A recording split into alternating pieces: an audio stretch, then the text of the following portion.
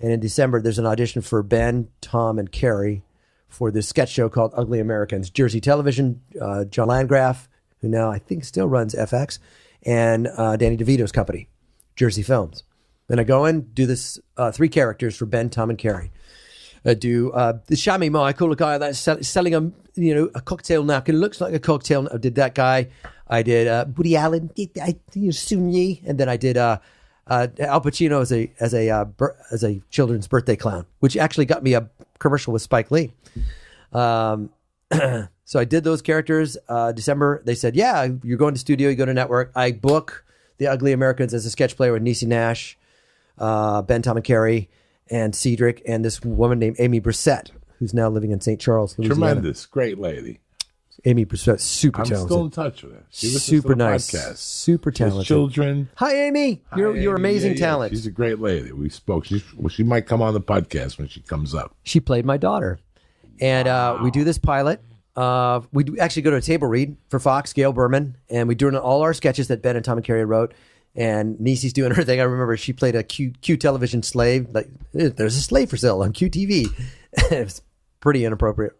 But we do all these sketches. The meeting ends, and then next day they're like, Fox is passing on this show. It's not going to happen. But you still got a budget. We've got 1 week to come up with something. Meet us at the Sunset Gower Studio on Monday. We have an idea. We're going to make fun of cops. Go home and think about a character. We're going to call it Reno 911. I went home and I thought, Barney Fife, self-loathing, kind of a racist. He's a prick.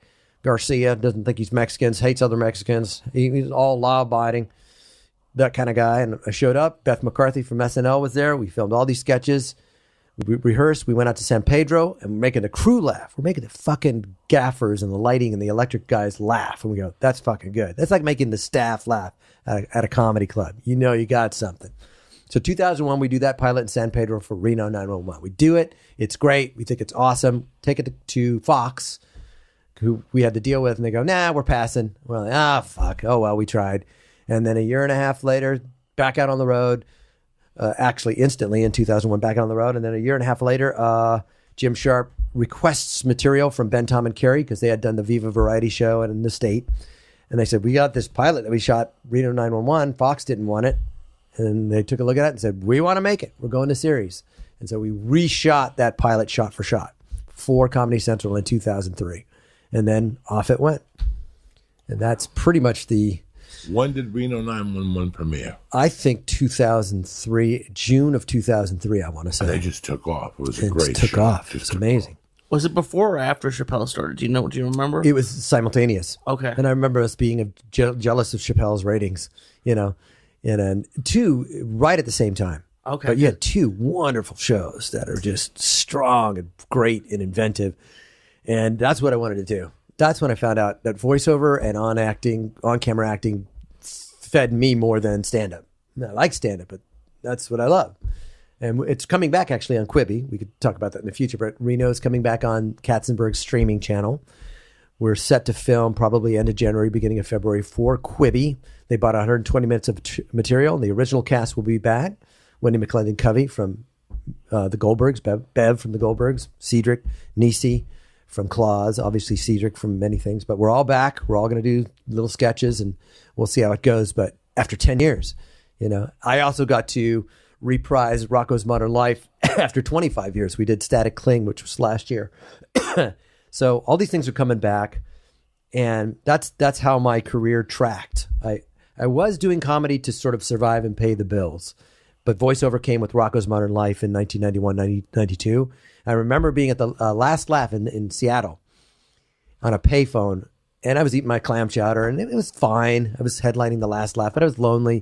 And then it's like, hey, Rocco's going to series, and I jumped up and down, and my thing was, I can get off the road now. I have an animated series. I was so happy. It was probably my best sets ever because I didn't care. I don't need this anymore. And then I started with Rocco, and I was weaving that thing at the same time. And now, these days, voiceover is more of my career. I go out on auditions for on-camera stuff. And you have your studio in the house? I have a little whisper booth. Yeah. It's in the garage, so the kids can't get to me. I can lock the garage and just go in my whisper booth, shut it, do my auditions with a little plug-in mic on my phone. Yeah, audition. I have it on my app too. Yeah, MP3. It's a Motive. It's a MZ88 Shure mic. It's right in the end of the phone. But so that's pretty much what I do now, but that's how it tracks. How many cons? I did 4 or 5. I'd like to do up to 10. And I hopefully with this Reno news that it would get me at least 10. This Reno news was huge. It was huge. It was really cool. Huge. And I was happy for their fan base. Yeah. You guys had a unique fucking fan base. Yeah. You know, that was very, very loyal to you. Yeah. I saw it somewhere and I was like, wow, I didn't know Reno. And then you guys did a movie afterwards. Yeah, Reno 911 Miami. In 2009. 2006, rather. Sorry.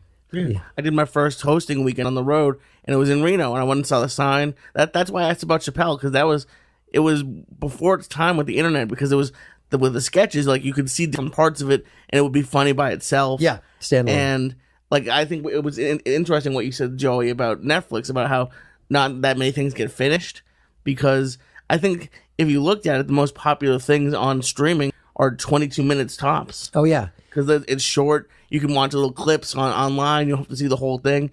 Reno 911, like I was going to ask you guys, how cool is it?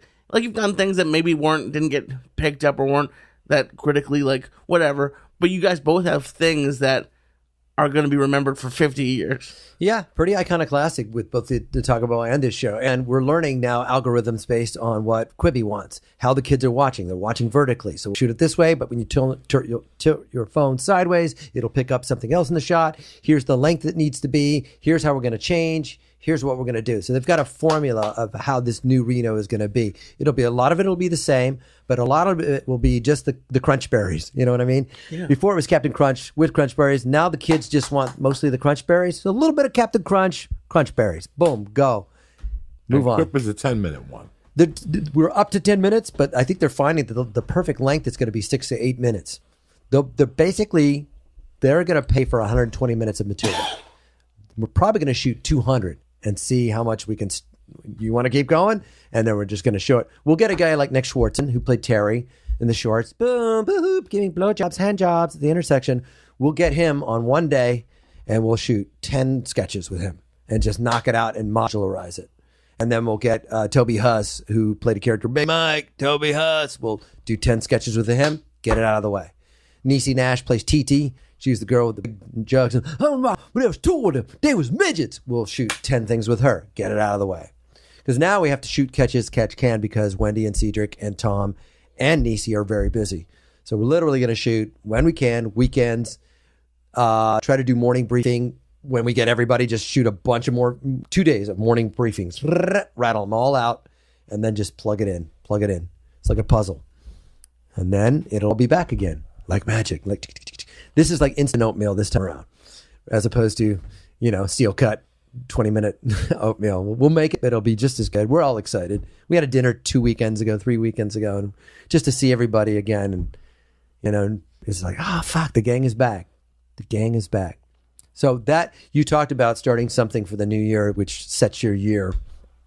And that when I found out that news finally that this was going to come back and the money that they're negotiating with, because Katzenberg has some good money, I'm like, I'll take whatever.